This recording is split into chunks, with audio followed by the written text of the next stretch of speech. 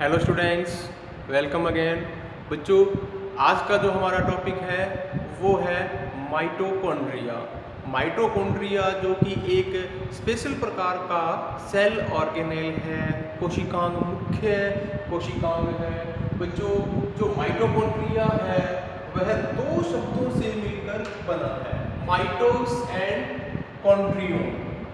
Mitos शब्द का जो मतलब है वो धागे से है, थ्रेड से है, और कॉन्ड्रियोन शब्द का जो मतलब है वो सूत्र से है।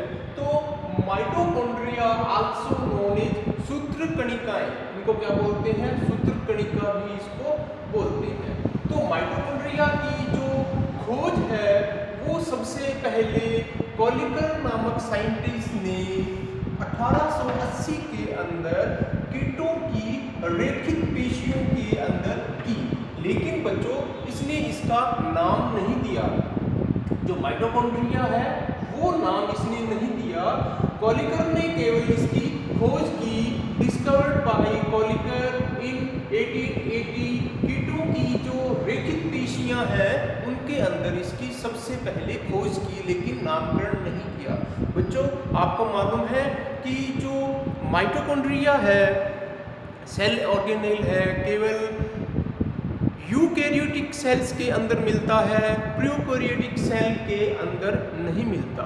ठीक है, अब इसकी हिस्ट्री के अंदर अपने देखते हैं कि इसके बाद, कॉलिकर के बाद, डब्ल्यू फ्लेमिंग ने इसको एक अलग ही नाम दिया, फिलिया, या इसको फाइलिया भी बोलते हैं। और इसके बाद जो आर्टमैन था 1890 के अंदर माइटोकॉन्ड्रिया को क्या नाम दिया इसने? बायोब्लास्ट। आर्टमैन ने 1890 के अंदर माइटोकॉन्ड्रिया को क्या कहा? बायोब्लास्ट। इसी प्रकार जो सी बेंडा था 1897 के अंदर माइटोकॉन्ड्रिया नाम दिया।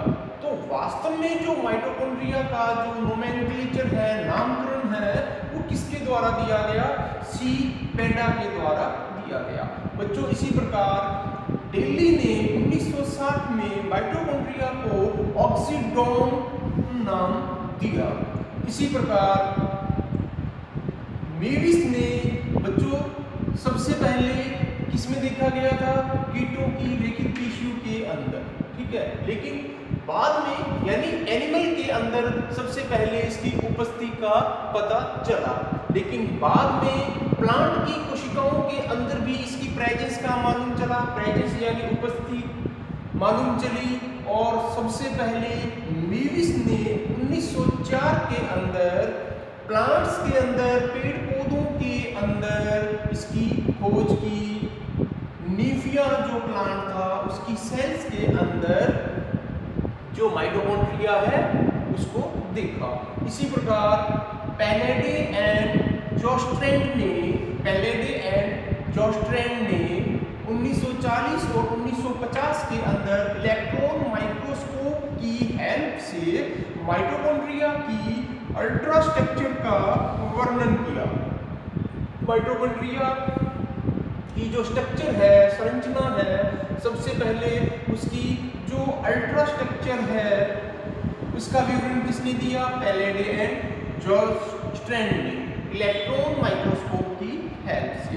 बच्चों, इसी प्रकार एक साइंटिस्ट था सी केविट्स ने माइटोकॉन्ड्रिया जो सेल ऑर्गेनेल है, जो कि सेल की साइटोप्लाज्म के अंदर फ्री फ्लोटिंग करता हुआ पाया जाता है। ठीक है, इसकी कोई फिक्स साइट नहीं होती, एक जगह से दूसरी जगह पर ये आ जा सकता है। तो बच्चों, सी केविट्स ने माइटोकॉन्ड्रिया को power house of the cell कहा, यानी कोशिका का शक्ति गृह। क्यों? सीकेविट्स ने माइटोकॉन्ड्रिया को power house of the cell कहा कि जो माइटोकॉन्ड्रिया है वे कोशिका के शक्ति ग्रह कहलाते हैं। क्यों? क्योंकि बच्चों, जो एनर्जी है एटीपी के रूप में वो कहाँ स्टोर होती है?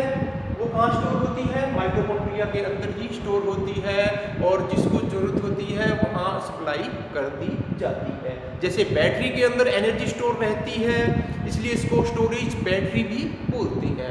बच्चों बैटरी की भांति माइटोकॉन्ड्रिया के अंदर जो एनर्जी है वो स्टोर रहती है, इसलिए इसको पावर हाउस ऑफ माइटोकॉन्ड्रिया बोलते हैं, जो कि फंडामेंटल क्लास में आप पढ़ के आए हो। इसी प्रकार नेक्स्ट जो साइंटिस्ट था हॉकब्लूम ने माइटोकॉन्ड्रिया को साइट ऑफ सेलुलर रेस्पिरेशन बताया कि जो माइटोकॉन्ड्रिया है वे ऐसे स्थल है जहां पर कोशिकीय श्वसन होता है, जहां पर कोशिकीय श्वसन होता है। बच्चों रेस्पिरेशन, श्वसन में क्या होता है? ऑक्सीजन को बाहर निकालते हैं, CO2 को अंदर लेते हैं, ठीक है। तो ये जो सेलुलर रेस्पिरेशन है, कोशिकीय श्वसन है, इनके जो स्थल हैं, साइट हैं, कहाँ पर होता है? माइटोकॉन्ड्रिया के अंदर। और ऐसा किसने बताया? हॉकब्लूम ने बताया। इसी प्रकार बच्चों एक पैटजी साइंटिस्ट था, उसने माइटोकॉन्ड्रिया को क्या नाम दिया? सार्कोसोम नाम दिया। अब अपने बात करते हैं इसकी जीवन अवधि की। जो माइटोकॉन्ड्रिया है उसका लाइफ स्पेन यानी जीवन अवधि कितनी होती है? 5 to 10 डेज, 5 से 10 दिन तक इसकी जो लाइफ स्पेन है, जीवन अवधि होती है। अब बच्चों अपने बात करते हैं माइटोकॉन्ड्रिया की साइज एंड शेप की। बच्चों साइज की बात करें तो इसकी जो लंबाई है वो 3 माइक्रोमीटर से लेकर 5 माइक्रोमीटर तक होती है, और इसका जो डायमीटर है, चौड़ाई है, वो 0.5 माइक्रोमीटर टू 2 माइक्रोमीटर तक होती है। और इसकी शेप की बात करें तो अलग अलग सेल्स के अंदर उसकी एक्टिविटी के हिसाब से इसकी जो साइज है वो शेप भी इसकी अलग अलग होती है, ठीक है। इसकी जो शेप है माइटोकॉन्ड्रिया की, जो आकार है वो थ्रेड लाइक भी हो सकती है, रॉड शेप भी हो सकती है, सिलेंड्रिकल यानी गोलाकार भी हो सकती है, ठीक है।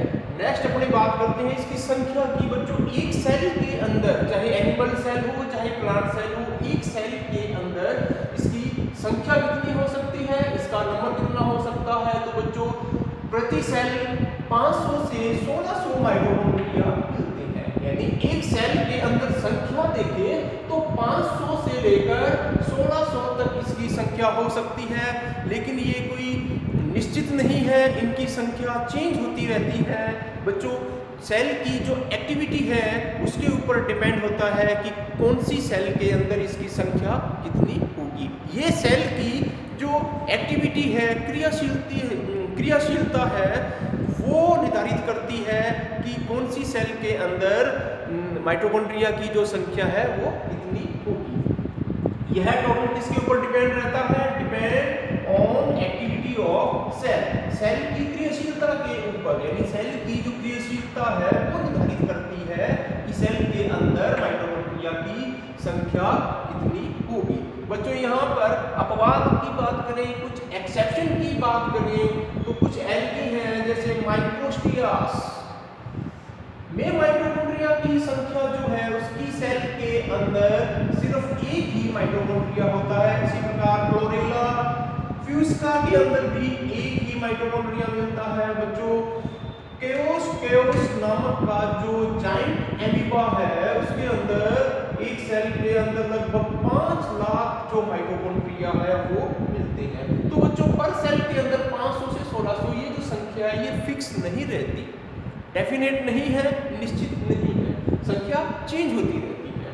बच्चों मैंने आपको बताया था कि जो सेल मेटाबॉलिक रूप से, उपापचय रूप से अधिक एक्टिव होती है, अधिक क्रियाशील होती है, उनमें माइटोकॉन्ड्रिया की जो संख्या है वो अधिक होती है। अगर अपने प्लांट बॉडी की बात करें तो मेरिस्टेमेटिक सेल्स, प्लांट की जो द्वितीयक सेल्स होती हैं, मेरिस्टेमेटिक सेल्स ऑफ प्लांट में लगभग 3000 माइटोकॉन्ड्रिया मिलती हैं। बच्चों ये क्या है, सबसे अधिक क्रियाशील होती हैं। प्लांट्स की बात करें तो प्लांट्स के अंदर जो मेरिस्टेमेटिक जो सेल्स होती हैं, नई जो सेल्स होती हैं, इमेच्योर जो सेल होती हैं, वे क्या होती हैं, उनमें उपापचय मेटाबॉलिक रिएक्शंस बड़ी तेजी के साथ चलती हैं, क्रियाशीलता उनकी अधिक होती है, इसलिए इनमें माइटोकॉन्ड्रिया की संख्या भी अधिक होती है। अगर इसकी तुलना करें परमानेंट और मैच्योर सेल, जो प्रूव्ड सेल होती हैं, जिनको ओल्ड सेल बोलते हैं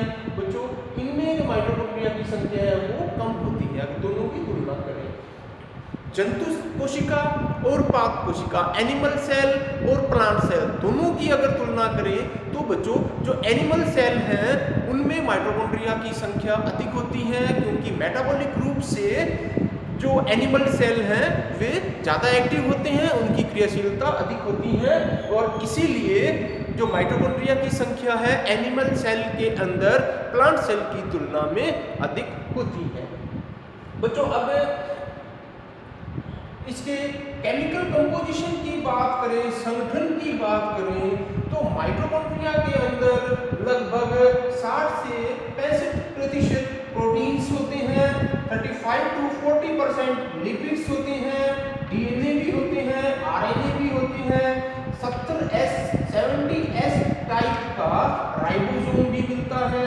तो इसमें प्रोटीन सिंथेसिस, क्योंकि ribosome also called is protein factory, ribosome का काम क्या है? प्रोटीन सिंथेसिस करना, ठीक है। तो इसके अंदर क्या है? प्रोटीन का सिंथेसिस भी होता है। इसके अंदर अलग अलग प्रकार के एंजाइम्स भी मिलते हैं, कैरियर भी मिलते हैं बच्चों, विटामिन्स भी मिलते हैं, डीएनए मिलते हैं। तो डीएनए का यहाँ काम क्या है?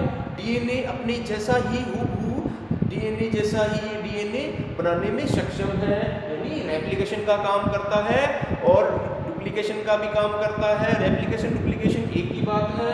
और बच्चों ये ट्रांसलेशन का भी काम करता है। जब डीएनए से आरएनए की फॉर्मेशन हो तो इसको क्या बोलते हैं?